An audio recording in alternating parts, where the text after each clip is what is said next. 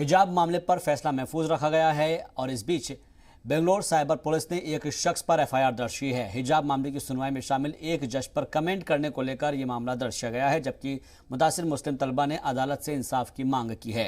दिल्ली से पहुंची एक खातून स्टूडेंट यूनियन के वफ्द ने बच्चियों से बात की और इस मौके पर उन्होंने बच्चों को परेशान करने का इल्जाम लगाया।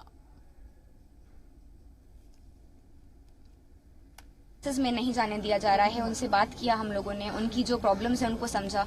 वो कंसर्न्ड है कि उनका एग्जाम आने वाला है, वो एग्जाम किस तरह देंगे। उनको जबरदस्ती फोर्स करा जा रहा है कि वो हिजाब उतार कर आए तो एग्जाम देने दिया जाएगा, और अगर नहीं उतार कर आएंगे तो वो नहीं आ सकते हैं क्लास के अंदर, कॉलेज के अंदर।